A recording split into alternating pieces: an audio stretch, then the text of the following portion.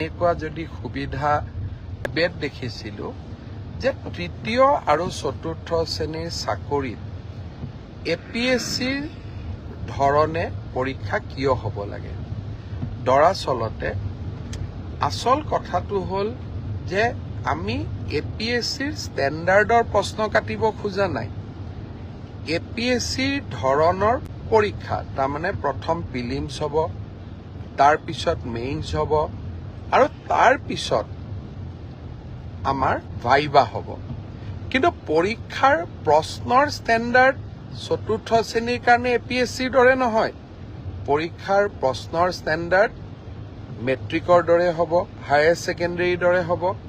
তেনেকে তৃতীয় শ্ৰেণীৰ কাৰণেও আমি সেই ধৰণৰ যিটো পৰীক্ষাৰ বাবে প্ৰয়োজনীয় অৰ্থাৎ গ্ৰেজুৱেশ্যন যাৰ কোৱালিফিকেশ্যন তাৰ বাবে চিলেবাছ গ্ৰেজুৱেশ্যন হ'ব, হায়াৰ ছেকেণ্ডেৰী যাৰ চিলেবাছ তাৰ চিলেবাছ হায়াৰ ছেকেণ্ডেৰী হ'ব। কিন্তু আমি এটা প্ৰস্তাৱ দিছিলোঁ যে এইবাৰ ADREৰ পৰীক্ষা প্ৰিলিমছ হওক, মেইনছ হওক আৰু ইণ্টাৰভিউ হওক।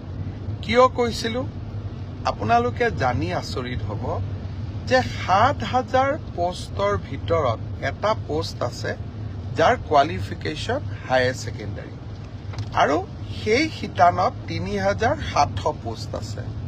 তাৰ বিপৰীতে 11 লাখ ল'ৰা ছোৱালীয়ে আবেদন কৰিছে। 11 লাখ ল'ৰা ছোৱালীক যেতিয়া আমি পৰীক্ষা পাতিব যাম, এটা পৰীক্ষা কেন্দ্ৰত যদি 500তকৈও আমি ল'ৰা ছোৱালী বহাৰ সুবিধা দিওঁ, আমাক 2100 পৰীক্ষা কেন্দ্ৰ লাগিব আৰু 2100 পৰীক্ষা কেন্দ্ৰত সমানে এটা পৰীক্ষাৰ কোৱালিটি মেইনটেইন কৰাটো অসম্ভৱ, প্ৰত্যাহ্বানমূলক হৈ পৰে। যেতিয়া আমি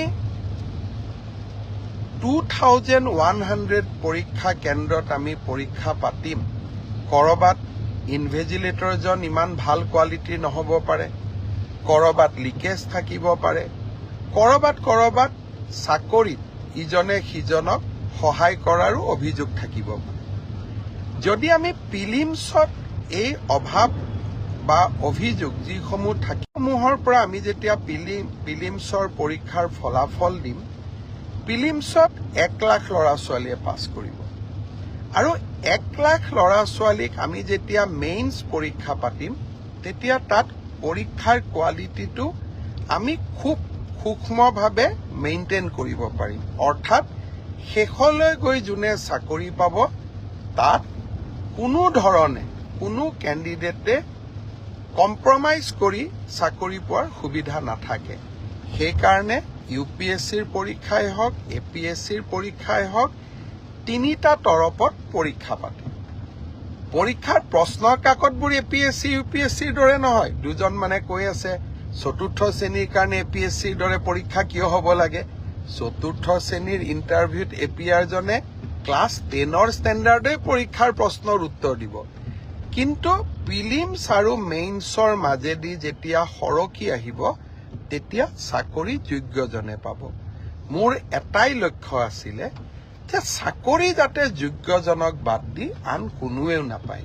কাৰণ চৰকাৰী চাকৰি যোগ্যতাৰ আধাৰত হ'লে আমাৰ ছাত্ৰ ছাত্ৰীসকলৰ শিক্ষা ব্যৱস্থাৰ ওপৰত আস্থা উভতি আহে।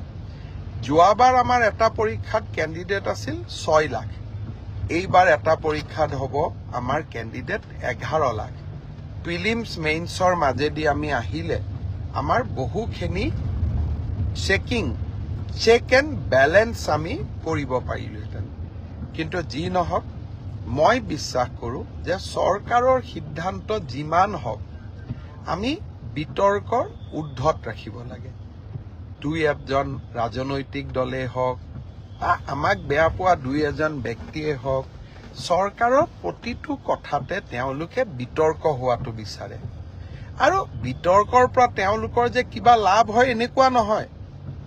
যেন বিতৰ্ক কৰি চৰকাৰখনৰ ভাল প্ৰচেষ্টাসমূহকো তেওঁলোকে যাতে কৰবাত নিগেটিভিটিলৈকে ৰূপান্তৰ কৰিব পাৰে। সেইবাবে ময়ো সাৱধানে থাকিব খুজিছোঁ। এইবাৰ আমি প্ৰিলিমিনাৰী পৰীক্ষা নাপাতো, মেইনছ আৰু ভাইভা ভচিৰ মাজেদিয়ে আমি পৰীক্ষাৰ ৰিজাল্ট দিম। অৱশ্যে 11 লাখ ছাত্ৰ ছাত্ৰীয়ে যেতিয়া 2100 পৰীক্ষা কেন্দ্ৰত পৰীক্ষা দিব, ই এটা ভীষণ প্ৰত্যাহ্বানমূলক হ'ব। কেনেকৈ পৰীক্ষা পাতিব পাৰিম, 2100 স্কুল কলেজ, ই এটা ডাঙৰ প্ৰত্যাহ্বান হ'ব।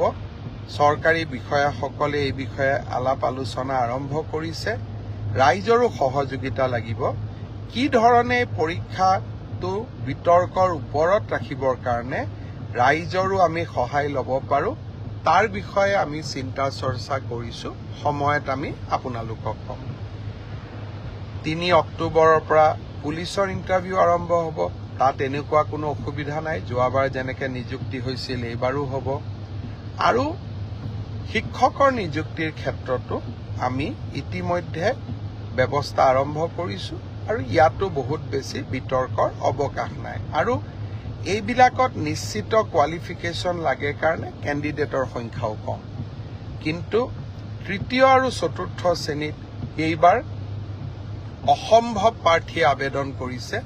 সৰ্বমুঠ 18 লাখ আবেদন এই 14,000 পোষ্টৰ কাৰণে আমাৰ ওচৰলৈ আহিছে। যি কি নহওক, দুই এজনে সুধি আছে যে চিলেবাছ কেতিয়া দিব। মই অহা পৰহি বা মেক্সিমাম 4 দিনৰ ভিতৰত চিলেবাছ দুখন প্ৰকাশ কৰিবৰ বাবে মই ৰিক্ৰুটমেণ্ট কমিশ্যনক নিৰ্দেশ দিছোঁ। আৰু মই ভাবোঁ যে ইয়াৰ পিছত এই পৰীক্ষা সম্পৰ্কীয় আপোনালোকে যি কথা বুজিব খোজে, জানিব খোজে, ইয়াৰ পিছত ৰিক্ৰুটমেণ্ট কমিশ্যনে আপোনালোকক জনাই থাকিব। মই মুখ্যমন্ত্ৰী হিচাপে এই প্ৰক্ৰিয়াটোৰ পৰা খুব প্ৰয়োজন নহ'লে আজিৰে পৰা আঁতৰত থকাটো উচিত হ'ব।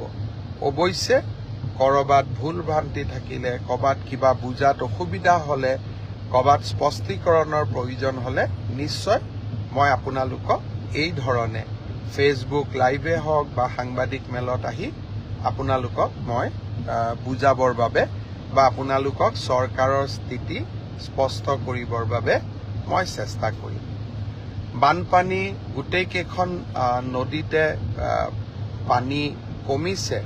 এক প্ৰকাৰ আজি পাছিঘাটক বাদ দি ব্ৰহ্মপুত্ৰ বিপদসীমাৰ তলেদিয়ে বৈ আছে। উপনদীসমূহৰো পানী কমিছে। এতিয়া ইয়াৰ পিছত আমি বান সাহায্য বা পুনৰ সংস্থাপনৰ কামত আমি নিজক আত্মনিয়োগ কৰিম। চাওঁতে চাওঁতে গুৱাহাটী পালোহি, ISBT পালোহি, হাইৱেৰ ওচৰ পালোহি। আজিলৈ আপোনালোকক ইমানেই জনাইছোঁ। ৰহাৰ কাষত জোঙাল বলহু গড়ত আমি এটা সুন্দৰ পৰ্যটনৰ এটা প্ৰকল্প স্থাপন কৰি আছোঁ।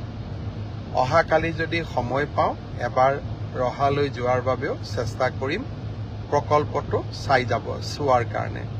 জোঙাল বলহু আছিলে তিৱা জাতিৰ এগৰাকী, ক'বলৈ গ'লে জাতীয় বীৰ, জাতীয় অনুপ্ৰেৰণা। আৰু তিৱা জাতিৰ লগতে কৃতজ্ঞ অসমীয়ায়ো সদায় জোঙাল বলহুৰ বীৰত্ব আৰু শৌৰ্যক গৰ্বৰে সোঁৱৰণ কৰে।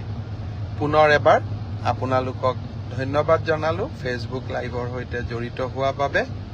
অলপ পিছতে ময়ো আহি ঘৰ পাম, ৰাতিপুৱাই ওলাই গৈছিলোঁ। পুনৰ এবাৰ আপোনালোকক ধন্যবাদ জনালোঁ। শুভৰাত্ৰি।